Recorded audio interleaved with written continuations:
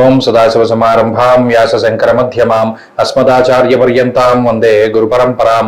జ్యోతిష్ శాస్త్రాన్ని భావితరాల వారికి ప్రసాదించిన ఋషుల యొక్క పాదపద్మాలకి నమస్కారం చేసుకుంటూ, అలాగే నాకు జ్యోతిష విద్యను నేర్పిన గురువర్యులు జ్యోతిష బ్రహ్మ కీర్తిశేషులు శ్రీ ఏరంకి సూర్యనారాయణమూర్తి గారు, సూర్య శ్రీ దైవజ్ఞ గారి యొక్క పాదపద్మాలకి నమస్కారం చేసుకుంటూ, ఓం శ్రీ మహాగణాధిపతి నమః, శ్రీ గురుభ్యో నమః, హరి ఓం. వీక్షకులందరికీ నమస్కారం. మే నెల 19వ తారీఖు లగాయితూ మే 25వ తారీఖు వరకు ఉండేటువంటి గ్రహగతుల ఆధారంగా ద్వాదశ రాశుల వారికి ఈ వారం ఏ విధమైనటువంటి శుభాశుభ ఫలితాలు కలగబోతున్నాయో ఈ కార్యక్రమం ద్వారా తెలుసుకుందాం. అందులో భాగంగా ఈ వారం ఉండేటువంటి గ్రహగతులను గమనిద్దాం.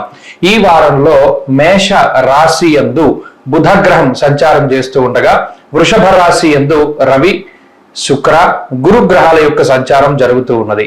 అలాగే కేతువు కన్యా రాశి యందు, కుంభమందు శనేశ్వరుడు, మీన రాశి యందు రాహుకుజుల యొక్క సంచారం ఉండగా, చంద్రుడు ఈ వారంలో కన్యా, తుల, వృశ్చిక రాశుల యందు సంచారం చేయబోతూ ఉన్నారు. ఇటువంటి పరిస్థితుల్లో ద్వాదశ రాశుల వారికి ఏ విధమైనటువంటి శుభాశుభ ఫలితాలు కలగబోతున్నా తెలుసుకుందాం. అందులో భాగంగా వృశ్చిక రాశి వారికి ఈ వారం మిశ్రమమైనటువంటి గ్రహస్థితి గోచరిస్తూ ఉన్నది. ప్రత్యేకించి ఈ రాశి వారికి సప్తమ స్థానమందు గురుడు అనుకూలమైనటువంటి గ్రహంగా ఉన్నారు. బుధుని యొక్క బలం ఉన్నది, చంద్రబలం ఉన్నది.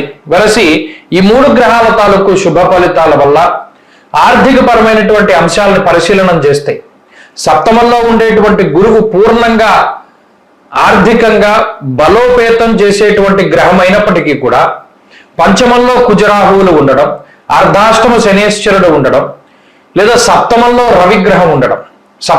రవిగ్రహం ఉండడం, ప్రత్యేకించి సామంత జన విద్వేష దారాపీడా సుతామయం అంటూ ఉన్నది శాస్త్రం. అనగా ఎక్కువగా ఈ డబ్బు సంపాదించినటువంటిది కుటుంబ పోషణకి, కుటుంబ సభ్యుల యొక్క ఆరోగ్య విషయాలకి, వారి వారి అవసరాలకి, వారి యొక్క రుణాలను తగ్గించడానికి ఎక్కువగా ఖర్చు అవుతూ ఉంటుంది. ఇందులో ఆదాయ మార్గాలు పెరిగినా కూడా ఖర్చు మాత్రం అదే స్థాయిలో ఉండడాన్ని వృశ్చిక రాశి వారికి ప్రత్యేకించి మనం ఈ వారంలో చూడవచ్చును. అయితే గత వారాలతో పోల్చుకుంటే మెరుగైనటువంటి ఆర్థిక వ్యవస్థలో వృశ్చిక రాశి వారు ఉంటారు ఈ వారం లగాయితు. షష్ఠ స్థానమందు బుధుడు ఉండడం కూడా సంపాదించినటువంటి డబ్బు మీరు గతంలో చేసినటువంటి అప్పులు తీర్చడానికి, లేదా ఎవరి దగ్గర నుండైనా ధనాన్ని మీరు అప్పుగా తీసుకుంటే వారి తిరిగి చెల్లించడానికి, వస్తువులు తీసుకుంటే వాటిని తిరిగి చెల్లించడానికి, ఇలా లౌకికంగా మీరు రుణబాధలను తగ్గించుకోవడానికి ఎక్కువ డబ్బు ఉపయోగపడుతుంది. కాబట్టి దాచేటువంటి డబ్బు కొంత తక్కువగా ఉంటుంది. ఇక కుటుంబపరమైనటువంటి విషయాలను పరిశీలనం చేస్తే కుటుంబపరమైనటువంటి అంశాలు చాలా గొప్పగా గోచరిస్తూ ఉన్నాయి. దాంపత్య జీవనంలో ఉండేటువంటి సమస్యలు తగ్గుముఖం పట్టడం, కుటుంబ సభ్యుల యొక్క ఆరోగ్య పరిస్థితులు మెరుగవడం, కుటుంబ సభ్యులు మీరు చెప్పినటువంటి మాటకి విలువనిస్తూ మీతో ముందుకు సాగుతూ ఉండడం లాంటి అంశాలు మీలో కొంత ఆత్మవిశ్వాసాన్ని పెంపొందిస్తూ ఉంటాయి. అలాగే ఆరోగ్యపరమైనటువంటి విషయాలు, మరీ ముఖ్యంగా పంచమంలో కుజరాహువులు, అర్ధాష్టమ శనేశ్వరుడు ఒక మాట పడనటువంటి తత్వానికి కారణం.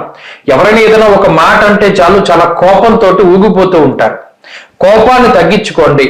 పడ్డవాడు ఎప్పుడు చెడ్డవాడు కాదు అనేటువంటి విషయాన్ని దృష్టిలో పెట్టుకుని ఏ విధమైన నీలాపనందలు వచ్చినా శాంతంగా వాటిని పరిష్కరించుకోవడానికి ప్రయత్నం చేయండి. ఇక్కడ స్వయంకృతాపరాధాలే కనబడుతూ ఉన్నాయి. కోపం వల్ల వచ్చేటువంటి సమస్యలు ఎక్కువగా ఉన్నాయి. వాటిని తగ్గించుకుంటే మానసిక ప్రశాంతత, ఆరోగ్యము రెండు కూడా లభిస్తూ ఉంటాయి. ఇక ఉద్యోగపరమైనటువంటి అంశాలు, వృత్తి, ప్రవృత్తి, వ్యాపారానికి సంబంధించినటువంటి అంశాలన్నీ కూడా లాభసాటిగానే గోచరిస్తూ ఉన్నాయి. ఉద్యోగంలో ఎదుగుదల, వ్యాపారంలో లాభము, ఇటువంటివన్నీ కూడా సకాలంలోనే ఈ రాశి వారిలో కనబడుతూ ఉన్నాయి. అలాగే విద్యార్థులకి గ్రహగతులు చాలా అనుకూలంగా ఉన్నాయి. స్త్రీలకు ప్రత్యేకించి ఈ గ్రహస్థితి మానసిక ప్రశాంతతకి కారణమవుతుంది. వృశ్చిక రాశి వారు ఈ వారంలో మరింత అనుకూలమైనటువంటి ఫలితాలను సాధించడానికై పరమేశ్వరుని యొక్క ఆరాధన, దక్షిణామూర్తి యొక్క ఆరాధన చేస్తూ ఉండడం చెప్పదగినటువంటి సూచన. ఈ వారంలో కలిసి వచ్చేటువంటి రోజు బుధవారంగా చెప్పవచ్చును. అదృష్ట సంఖ్య 2, అదృష్ట వర్ణము లేత ఆకుపచ్చ రంగు. తదుపరి ధనురాశి.